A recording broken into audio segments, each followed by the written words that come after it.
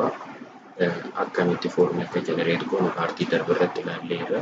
Ammoo wantoonni waliin ilaallu amma foormii galmee HTML bootstrap fayyadamuudhaan create goone kan gara database akkamitti save gochuu dandeenya. Wantoota nu barbaachisan tokkoon tokkoonsaa waliin ilaalaa deemnaa jechuudha. Kanaaf na duuba bu'aa hanga tutorialii kanatti yoo daawwadhu wantoota database galmeessitanii database keessaa immoo page goonaa jechuudha tutorialii kanarratti. Kanaaf jalqaba duraa maal goonaa iddoo interface kanatti hojjennee gara HTML yookaan view resource keenya template bira deemnee data keenya ilaallaa jechuudha. Iddoo inni deddeemu student keessa seenee add student kan jedhutti gaafa double click goonu isa kana nu dhufa. Sanaa booda form keessa maal jedha save student kan jedhu route keessa immoo eessa akka inni dhaqu isa san check goonaa jechuudha. Isa kana save student sanaa booda eessa dhanna route keessa seenee web kan jedhutti buuna. Sanaa booda save student in eenyutti student controller keessa store kan jedhutti deemnaa jechuudha. Kanaaf controller HTTP keessa seenee sanaa booda controller student controller kan jedhu keessa function store jedhu bira dhufa.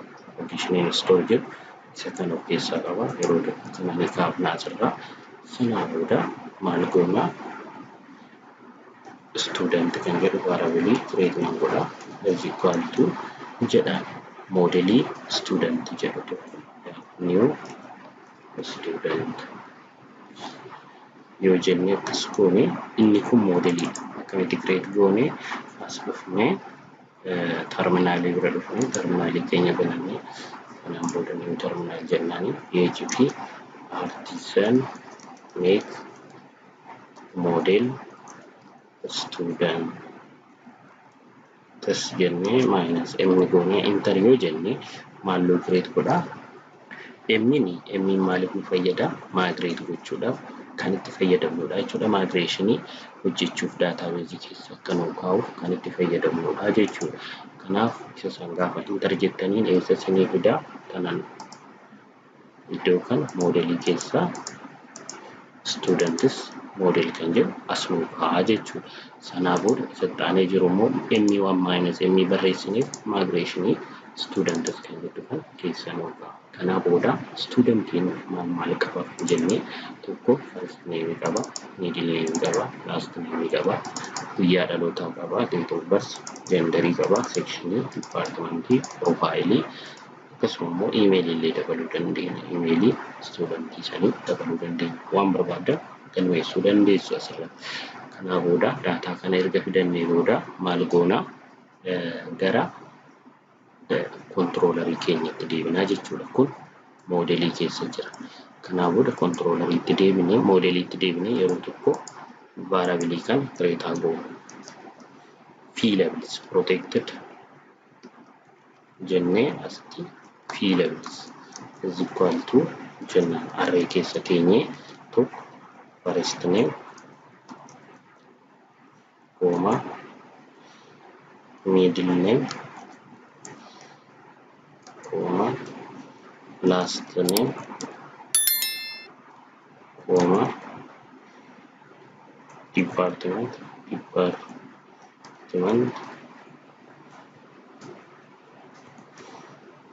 comma section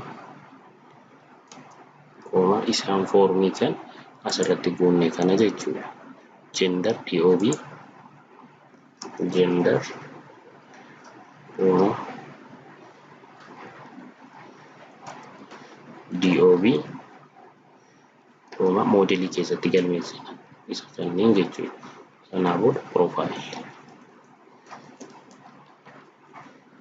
profile kan jedhu erga goonee booda isa kan semicolon goonee save jennaani modelii irratti kan hojjetamu kanneen jechuudha. Money to money relationship boodatti deebina. Relationship one akkaataa ittiin hojjennu boodatti deebina. Ammaaf garuu credit basic kan ta'e hojjennaa jechuudha. Sanaa booda studentii kana import use gochuu qabnas app modelii keessaa student use goonaa jechuudha. Sanaa booda as dhufnee students jenna.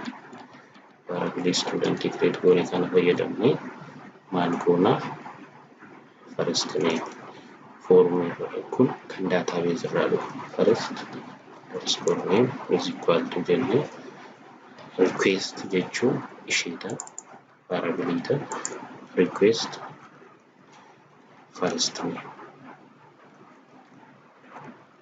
karaawwan garaagaraatiin guutuu dandeenya mooraa karaa salphaa ta'een guutuu dandeenya ammaaf garuu trainingiidhaaf waan ta'eef baay'ee isaa shaakaluu qabna. Isa kan erga jennee booda kanneen qofa jijjiirra last name step rakkoon qabu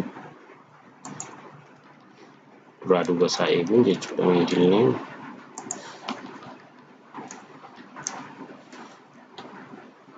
middle name kana booda maal jennee tokko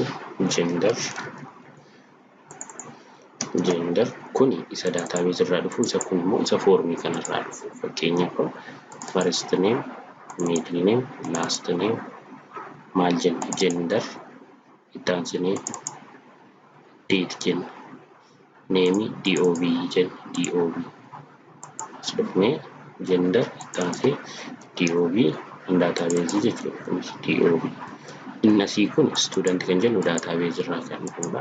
Inni ittaanee jiru immoo request formii userin submit godhu kan argannudha jechuudha. Ittaanee kan jiru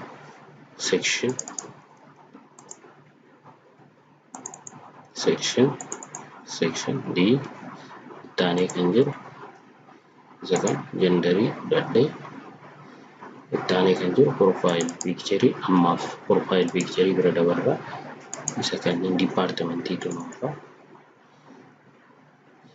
asirra department kan jedhu inni kun departmentii ta'a department kan copy goone department kan jedhu irra paste goona kanaafuu isaan asirra jiran kana wanti akkatti naa hubattanii inni asirra jiru kun kan wal qixaan duuba jiru gara database irraa kan dhufudha. Kunniin jechuudha student jedhanii warri ta'an request warri jedhan immoo form irraa kan dhufan.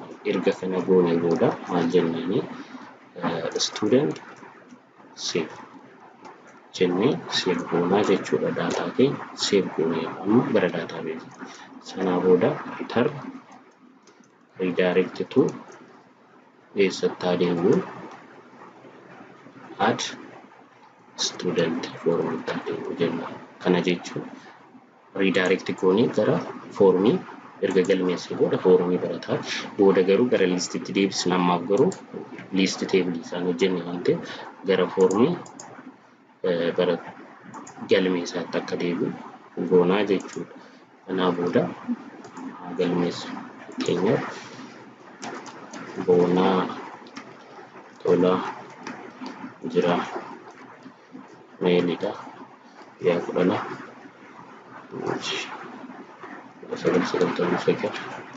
section isa section A dha department of software engineering dha submit erroring kun maal jedha general doesn't have default value kanaaf maal jechuu barbaadeeti asufne localhost jennee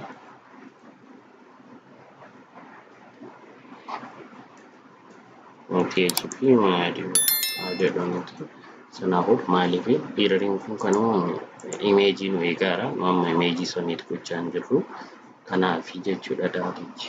Kanaaf localhost keessa seenee data keenya open goonee ilaalla or as gochuu dandeenya karaa biraa as dhufnee jennee sana goonee image isa profile pic jennee as dhufnee user.jpg save goonee or akkas gochuu dandeenya. Database keenya isa kan configure goonee san gaafa dhufnu sana booda student table keessaa arganna migrate erga goonee booda kana kan argachuu dandeenya. Sana booda structure keessa isa kana change goone default ta'uu goona jechuudha. Default maal akka ta'u malee akka ta'u yes jenna. Finneerraa jechuudha. Kanaafuu duubatti deemnee yeroo tokko submit goona. Maal jedha? Unknown column profile pic. Kana jechuun kolomaniin nuti asitti galmeessaa jirru kun profile pic kan jedhu unknown column. Qubee dogoggoree jira jechuudha. Dogoggoreen jira jechuu sanaa booda submit.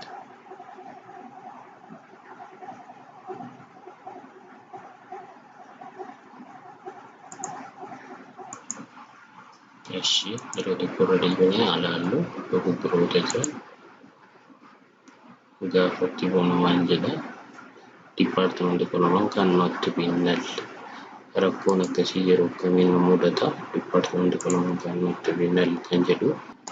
Kana booda database irraa kan database irraa dhufuu fi kana siidhuuf maal jedhan department cannot be null back. Yeroo tokko refresh goonuti boona jira boonaatura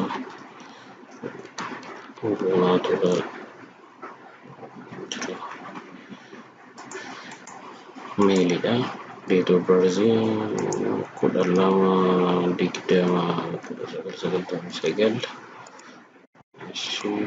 Software engineering kana booda submit nu godheera jechuudha. Database isa san as deebinee yeroo tokko database irraa data jiru tokko data tokko argannee jirra jechuudha. Inni itti aanee jiru data kan erga save goosifnee booda maaltu jira? Fetch gochuutu jira data kan. Fetch go list isa grade irra keenya jechuudha data jiru. Fetch gochuudhaaf wantoota nu barbaachisan keessaa tokko maayinni jalqaba dura gara resource deemna. Resource keessa student keessa seenne list kan jedhu jira. Student list. Kanaafuu student list kan erga maal goona Google bira deemna. Google jennee or get bootstrap jennee search goona. Sanaa booda bootstrap irraa table fudhannaa jechuudha. As dhufnee 5.2 fayyadamarraa dookiisaa kana booda search goona. Maal table kan jedhu search goona. Overview table border maal kan jedhu sanaa booda tableota jiran keessaa tokko filanna. Table nutti bareedu keessaa tokko filattu jechuudha. Kan barbaadan filachuu dandeessu. Ammoo table tokko filadhaa jechuudha. Kanaaf table isa kana filadhee copy godha. Isaas jiru kana jechuudha. Kanaaf booda kanneen keessaa tokko kan barbaadan filachuu dandeessu. Ammaaf koodii akka nuuf salphisuu fi data asirra jiru kan tokko copy godha. Sanaan booda isin deebi'a. Body keenya nam karaa asitti iddoo kanatti maal goona kaardiin fayyadama as dhufee akkas data kan kaardii fayyadamuun barbaada. Div class card div class container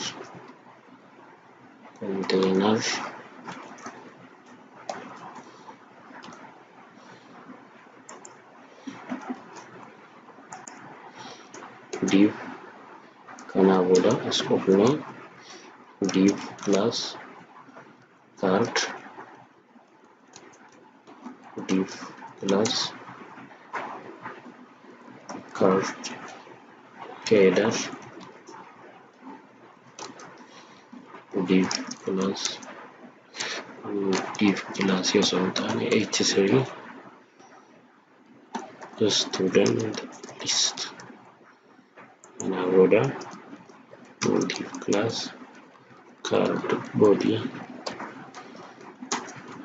kana booda card body keessa table paste goona. Table keenya finnee isa kan body keenya anasii copy goon bootstrap irraa copy goon finnee paste goona. Maqaa jijjiirra full name maqaa guutuu barataa jechuudha. Department isa department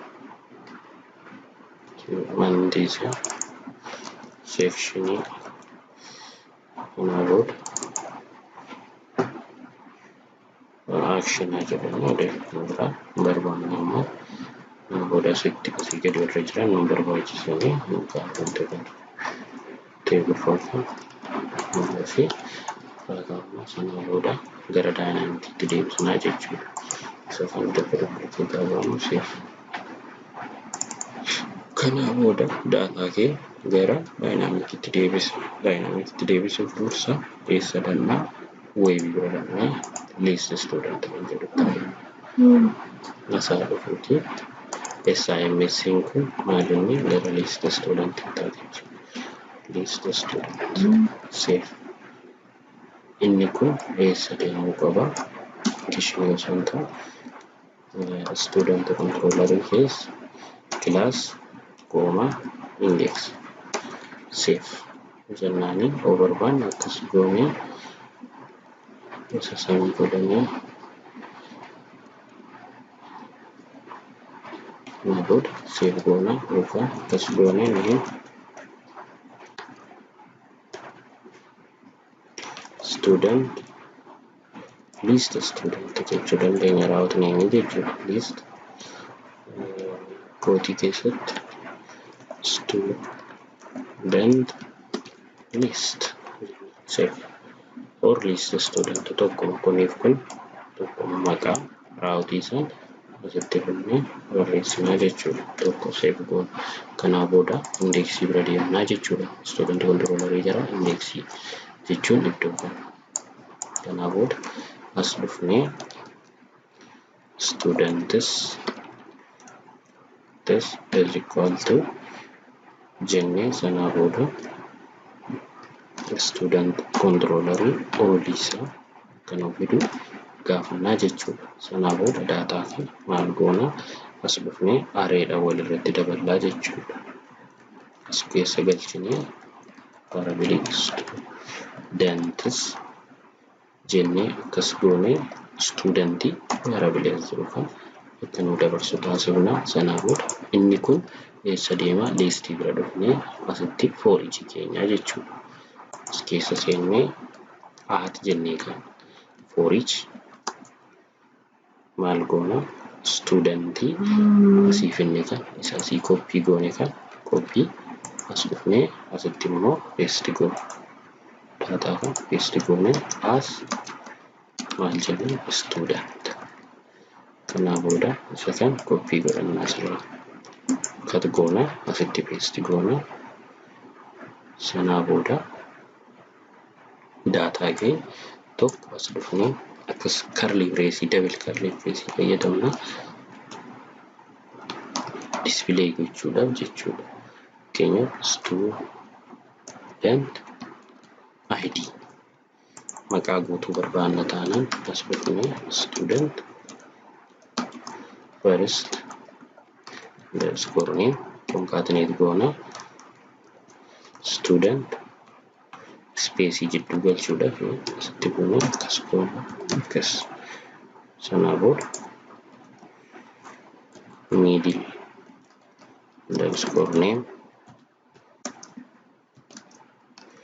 student last underscore name jennee save goona ittaanii kan jiru department dha. Isa san double goone student department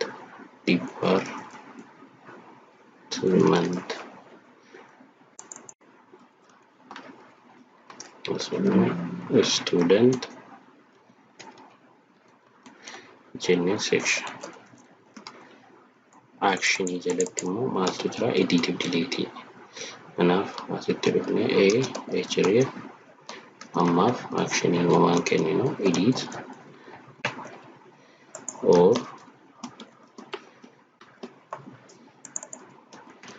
delete show gochuus asumaan daballuuti show batanii haa kanaaf class haa kennu class btn sm btn info kanaaf immoo copy goone dhufnee btn warning isa kanaaf immoo btn danger save goona. Kanaa booda database gara browseritti deebina. As dhufnee gaafa list student jenneen isa kan argannaa jechuudha. Tarreeffama studentii. Kanaa booda daataa kan batanii add student jettu asirratti daballa tokko. Kanaa booda iddoo kana dhufnee asitti